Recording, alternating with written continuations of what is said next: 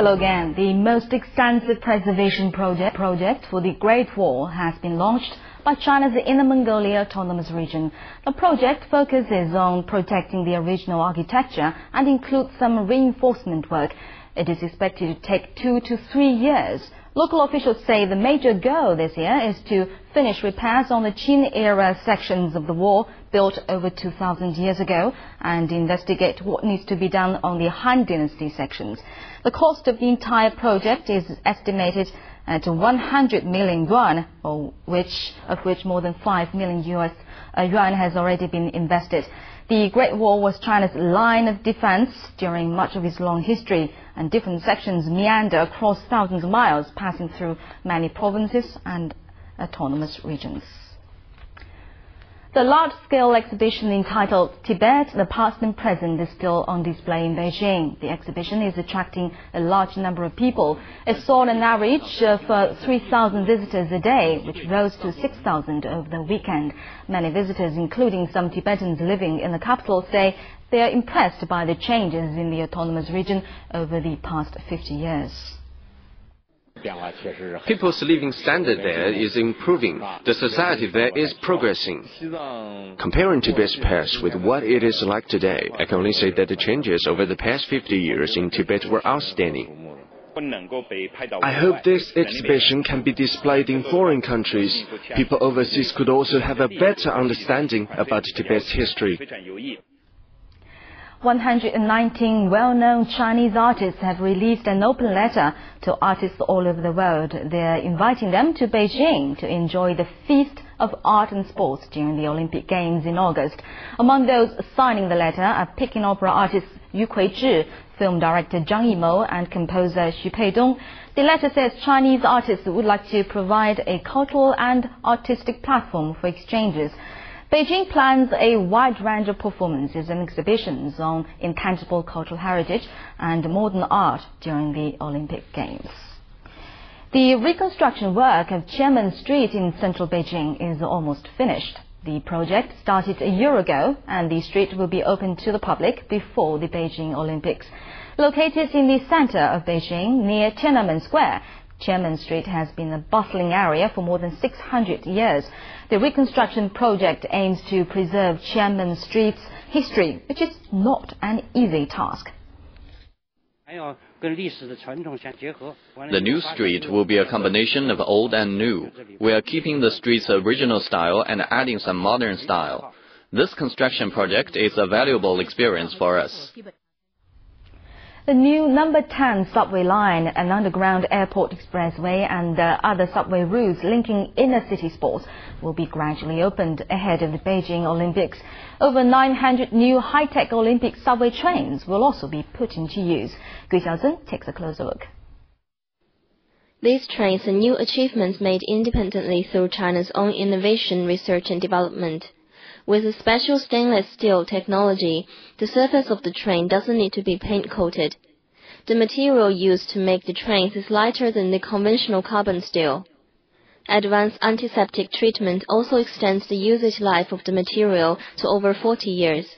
And stainless steel technology is more environment-friendly, highlighting the concept of Green Olympics, High-Tech Olympics and Humanistic Olympics. Special consideration has been taken in the design of facilities inside the train. There are no doors separating the cabins, thus ensuring better air circulation. TV screens have also been installed inside each cabin, allowing passengers to watch the games through a mobile signal reception system. The first batch of these Olympic trains will start operation in June. Gui Xiaozhen, CCTV.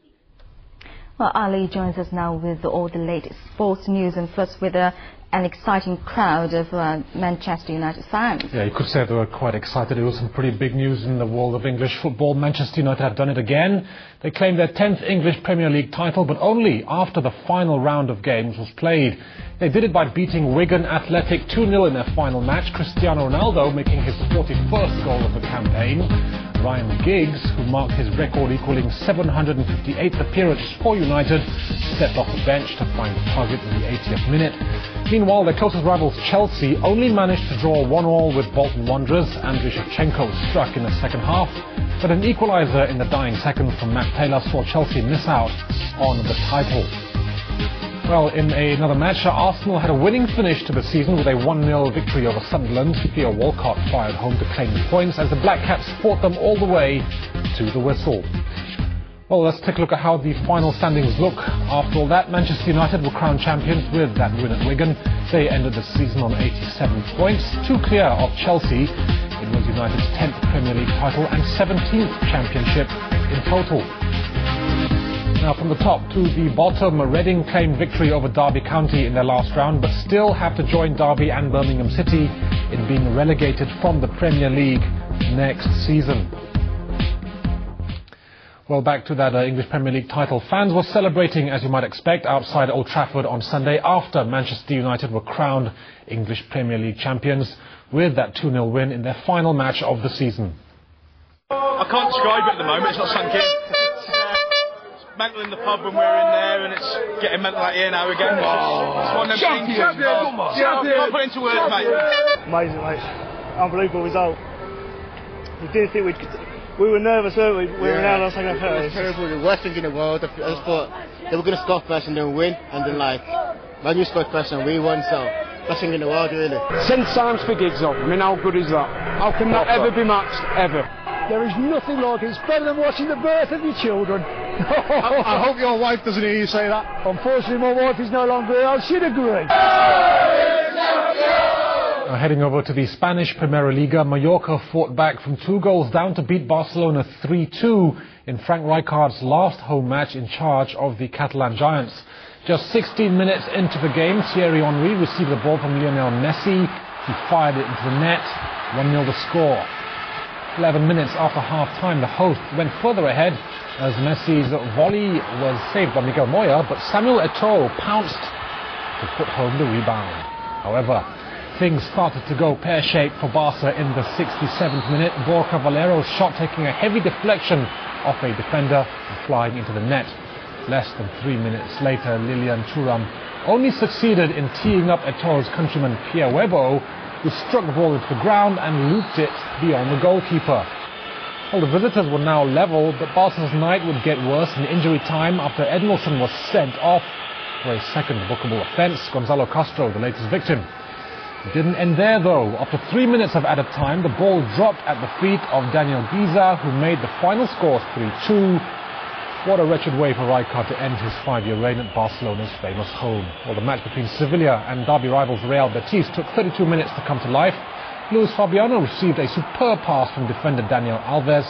He slotted the ball home for his 24th La Liga goal this season. 5 minutes into the second half, Alves' corner found Federico Fazio, who climbed above Betis' defence to head home, completing a comfortable 2-0 win for Sevilla. And in another match, a goal in first half injury time from Diego Forlan gave Atletico Madrid a 1-0 win over Deportivo La Coruña.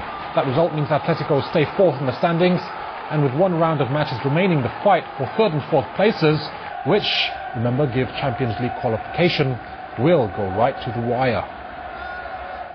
Moving on to tennis news now, Novak Djokovic of Serbia claimed his 10th career title at the Rome Masters on Sunday with a win over unseeded Stanislas Wawrinka. Djokovic's 3rd victory of 2008 moves him to within 310 points of second-ranked Rafael Nadal in the ATP rankings. Well, on paper, Djokovic was clear favourite to win the title, but he was given a run in the opening set by his Swiss opponent. Wawrinka converted his first break point of the match with a forehand passing shot to take a 3-2 lead in the first set, which he then went on to take 6-4. But Djokovic would fight back well in the second set, taking it 6 games to 3 to bring the match level. And it came down to the decider. Wawrinka was still playing well, but not as well as his opponent. Djokovic held his nerve to take that third set 6-3, and with it claimed the Rome Masters title for the first time. Obviously, he didn't have anything to lose, and he was playing really well in the first set, but I managed to keep my focus on the court and stay aggressive and turn around the game. So I'm happy to win the biggest tournament on this surface. And over in the women's game, Dinara Safina claimed her first title of the year on Sunday, beating fellow Russian Elena Dementьева at the final of the German Open. Dementьева started the brighter, befitting her higher seeding of 7th. She took the first set by 6-3, with 13th seed Safina looking pretty sluggish. Well, the 22-year-old sister of Marat Safin got into her stride in the second set, though, finally finding the lines. She would sweep through that second set and take it by 6-2, sealing it with this ace down the middle. The fight back from Dementьева did not materialize in the third and final set, as Safina broke serve twice and sealed the win when Dementьева netted a backhand on match point. That victory gave Safina her 6th title and first this year. The Russian has now beaten top 10 players 11 times, and this result will be perfect preparation for the French Open, which begins at the end of this month. Formula 1 news now. Ferrari's Felipe Massa won his 3rd successive Turkish Grand Prix at the Istanbul Park circuit on Sunday, finishing 3.7 seconds ahead of McLaren driver Lewis Hamilton, with Ferrari's Kimi Raikkonen taking 3rd. Well, Massa started from pole position for the 3rd year running in Turkey and got off to a solid start. Same can't be said for Giancarlo Fisichella, whose race ended dramatically on the first lap. The Italians forced India going straight over the top of Japanese Williams driver Kazuki Nakajima. Fisichella landed in the gravel, while Nakajima lost his rear wing. After the restart, Massa was involved in a thrilling battle for the lead with McLaren's Lewis Hamilton, but Hamilton's race was compromised by his tyre selection 1 year after he blew a tyre at the exact same track. The 23-year-old's race strategy involved 3 pit stops. He rejoined the track in 2nd place, but was unable to reel in Massa's 5-second lead. Massa went on to secure his 3rd successive Turkish Grand Prix victory and his 7th career win. Just create a reasonable gap to be in the front after the pit stops, and it was difficult, but we made it. And the 3rd time in Turkey is just fantastic. I mean, I think I can get a passport here already. Golf news now. Henni Otto has managed to record his maiden European Tour victory despite losing a 5-shot lead for the 2nd time in 4 tournaments. Well, at Sunday's Italian Open, Englishman Oliver Wilson's final round included no dropped shots. He managed to make 3 more birdies to finish 2nd in the final day. Well, this birdie came at the 13th, the 3rd in a run of 4 on the back 9, in which he drew level with Otto. Having seen a 5-shot lead disappear into thin air, the South African then sank this 20-foot birdie on the 13th hole. Then, requiring a par 4 at the last to win, he found himself playing his 2nd shot with 1 foot in the sand. The ball chased towards the hole, giving Otto 2 putts for victory. He used them both for a 69 and a 25 under aggregate of 263. At 31, Otto's triumph banished the memory of his playoff loss to Scot Alistair Forsyth in March in Madeira, where he also held a 5-shot lead on the final day. Elsewhere, overnight leader Hiroyuki Fujita hung on to win the Pine Valley Beijing Open by 3 strokes. Fujita set himself up for birdie on 13 with this chip out of the sand. Well, he would then putt out to go to 12 under, all but clinching the title. The Japanese PGA Tour veteran made pars for the rest of his level par round, and that would win him the trophy. Badminton heavyweights China showed their supremacy in the current Thomas and Uber Cups with easy wins over their challengers on Sunday. World number 1 Lin Dan beat Nigeria's Greg Orabosa Okongea 21-6, 21-11 to lead his team to a 5-0 victory. Bao Chunlai swept past Akim Ogunseye 21-9, 21-3, while Chen Yu also demolished his opponent. In the men's doubles, the Cai Yun, Fu Haifeng and He Hanbin Shunye partnerships also had impressive wins. Meanwhile, in the Uber Cup, the Chinese women's team, led by Xie Xingfang, whitewashed the United States 5-0.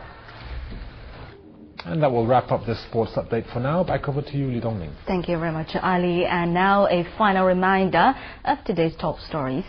Enthusiastic crowds gather in the port city Quanzhou of Fujian province to cheer the Olympic torch relay.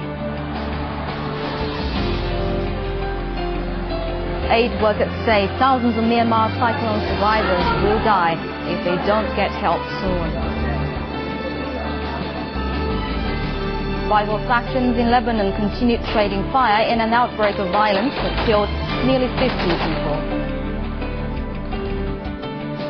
Sudan breaks ties with Chad, accusing it of supporting rebels that attacked Khartoum. China moves forward in developing its own large passenger jets with the launch of a new company in Shanghai. The reconstruction of Beijing's historic Tiananmen Street south of Tiananmen Square is nearly complete. And France celebrates as Manchester United is crowned champion of the English Premier League. And that's all of our time for this edition of NewsHour. I'm Li Dongning in Beijing. Thanks for watching.